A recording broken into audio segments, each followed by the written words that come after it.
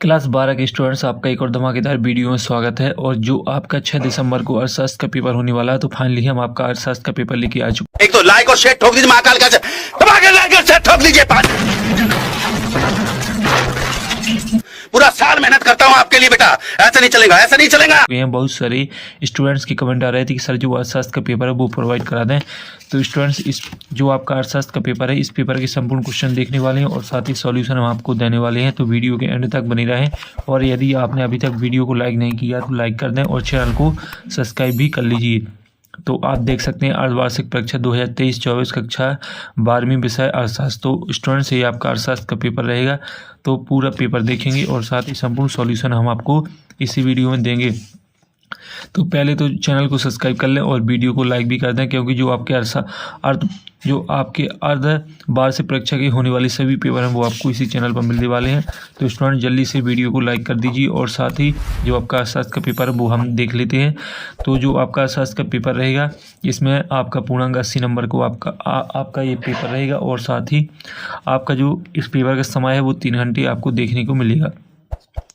तो जो आपके सही विकल्प हैं वो आप देख लीजिए। पहला क्वेश्चन है, उपभोक्ता व्यवहार का अध्ययन किया जाता है।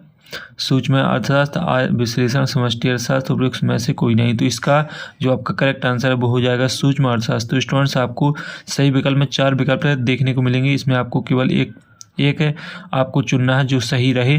तो आपका पहले का जो राइट आंसर है वो सूक्ष्म अर्थशास्त्र हो जाएगा। इसके बाद आपका दूसरा भी देख लीजिए। तो स्टूडेंट्स, मैं थोड़ा आपको जूम करके दिखा रहा हूँ। जो आपका दूसरा, जब कुल उपयोगिता अधिकतम होती है तब सीमांत उपयोगिता क्या होती है? धनात्मक, ऋणात्मक, शून्य, उपयुक्त, सभी। तो इसमें आपका सही आंसर शून्य हो जाएगा। इसके बाद आपका तीसरा उत्पादन के साधन है भूमि, श्रम, पूंजी, उपयुक्त, सभी। तो इसमें आपका करेक्ट आंसर उपयुक्त सभी हो जाएगा। इसके बाद आपका चौथा, एटीएम का पूर्ण रूप क्या है? ऑटोमेटेड टेलर मशीन और any time machine, all time machine, उपयुक्त सभी। तो इसमें आपका ऑटोमेटेड टेलर मशीन हो जाएगा। इसके बाद आपका 5वां, भारत का केंद्रीय बैंक निम्न में से कौन सा है? RBI, PNB, SBI, UBI. तो इसमें आपका आरबीआई हो जाएगा। अच्छा बजट माना जाता है संतुलित बजट, आर्थिक बजट है, घाटे का बजट, आर्थिक बजट। तो इसमें आपका हो जाएगा घाटे का बजट। इसके बाद आपका खालिस्तान, जो कि 6 नंबर के हैं। दूसरा क्वेश्चन आपका खालिस्तान का रहेगा। इसमें जो आपका पहला खालिस्तान है, व्यष्टि और समष्टि अर्थशास्त्र एक दूसरे के क्या होते हैं? तो एक दूसरे के क्या होते हैं? तो इसमें आपका राइट आंसर पूरक हो जाएगा। इसके बाद सीमांत लागत केवल लागतों पर निर्भर करता है। तो इसमें आपका हो जाएगा परिवर्तन। और इसके बाद जो आपका अगला क्वेश्चन है वो आप देख लीजिए। तो आपका अगला क्वेश्चन है आपका औसत लागत वक्र का आकार ... कैसा होता है? तो इसमें यू आकार का होता है। दीर्घकालीन कीमत को ... कीमत कहा जाता है। तो इसमें आपका उत्पादन हो जाएगा। ब्याज प्राप्ति राजस्व है। तो इसमें आपका गैर हो जाएगा। और साधनों की मांग ... मांग होती है। तो इसमें आपका प्रत्यक्ष हो जाएगा। तो इस तरीके से आपके खालिस्तान कंप्लीट हो जाते हैं। अब आती है आपकी सही जोड़ी। 5 नंबर की सही जोड़ी है जो आपकी पहली है जीएसटी। तो इसका हो जाएगा वस्तु एवं सेवा कर। और इसके बाद है मुद्रा का प्राथमिक कार्य। तो इसमें आपका मूल्य का हस्ताक्षर हो जाएगा। रिजर्व बैंक की स्थापना तो 1935। सकल राष्ट्रीय उत्पादन, तो इसका एक प्रवाह हो जाएगा। व्यष्टि अर्थशास्त्र, तो इसका हो जाएगा एडम स्मिथ। तो इस प्रकार से आपकी सही जोड़ी हो जाती है 5 नंबर की। अब आते हैं आपके एक शब्द एक भाग, जो कि 5 नंबर के रहेंगे। माइक्रो शब्द के अर्थशास्त्र में से संबंधित है। तो इसका जो आपका करेक्ट आंसर है, इसमें आपको समष्टि अर्थशास्त्र लिख लेना है। इसके बाद शाखा का निर्माण कौन करता है? तो इसमें बैंक हो जाएगा। और किसने कहा पूर्ति की मांग को स्वयं जन्म देती है? तो इसमें आपका जेबी साय हो जाएगा। और चौथा, पूंजी की सीमांत दर किसके बराबर होती है? तो ये आप इसका जो सॉल्यूशन है वो आप स्वयं से देख लें। इसके बाद 5वां है, प्रति इकाई लागत है को और किस नाम से जाना जाता है? तो इसमें आपको औसत लागत लिख लेना है। तो इस तरीके से आपके जो एक शब्द एक वाक्य है वो कंप्लीट हो जाएंगे। अब आते हैं आपके शतशत, जो कि 6 नंबर के रहेंगे। तो आपका पहला, समष्टि अर्थशास्त्र में व्यक्तिगत इकाइयों का अध्ययन किया जाता है।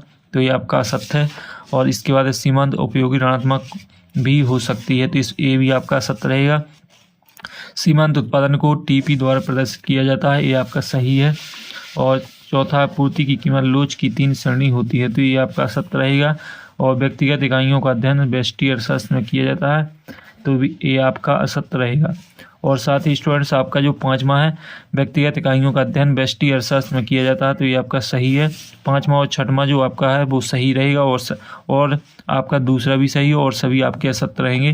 तो इस तरीके से आपके सत्य असत्य हो जाते हैं। देख लीजिए, जो आपका पहला है वो असत्य है, दूसरा सत्य है, तीसरा सत्य है और इसके बाद जो चौथा है वो आपका सत्य है और 5वां जो 6वां है वो सत्य है और 5वां भी आपका सत्य रहेगा।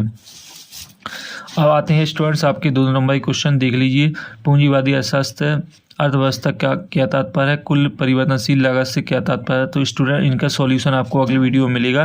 केवल आप सॉल्यूशन देखते जाइए, क्वेश्चन देखते जाइए और टेलीग्राम चैनल पर जुड़ जाइए। आपको टेलीग्राम चैनल की लिंक डिस्क्रिप्शन में मिल जाएगी। इसके बाद है 7वां स्थिर लागत है तथा परिवर्तन लागत के उदाहरण दीजिए। बाजार संतुलन से क्या आशा है। 2 नंबर की क्वेश्चन है। तो स्टूडेंट जो आपके अति लघु प्रश्न होते हैं उन्हें आप अच्छी तरीके से तैयार कर लीजिए, क्योंकि आपके 2 नंबर में यही क्वेश्चन रहने वाले हैं।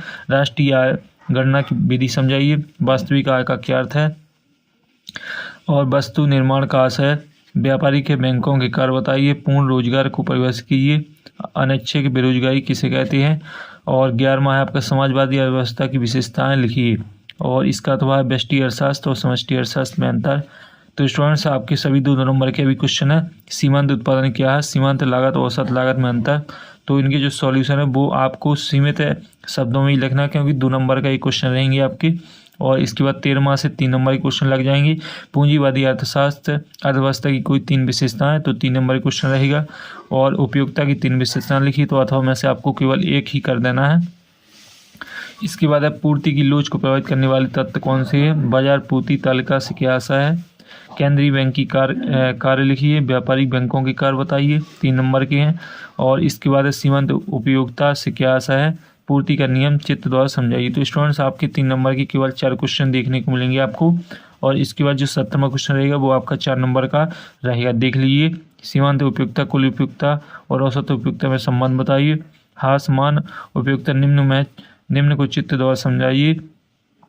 कुल उत्पाद एवं सीमांत उत्पाद को चित्र द्वारा प्रदर्शित कीजिए। सरकारी बजट को प्रभावित करते हुए उनकी विशेषताएं लिखिए। सरकारी बजट के विभिन्न प्रकारों को संक्षेप में समझाइए। तो स्टूडेंट्स आपके 4 नंबर के 3 क्वेश्चन कंप्लीट हो चुके हैं। आपका ये क्वेश्चन और रह गया, वो आप देख लीजिए।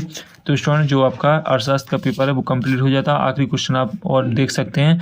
मांग की कीमत लोच की विभिन्न श्रेणियों की व्याख्या कीजिए। ये आपका 19वां का 8वां क्वेश्चन है। और जो आपका 20वां है उत्पादन फलन की संकल्पना को समझाइए। बजट के प्रमुख अंग लिखिए।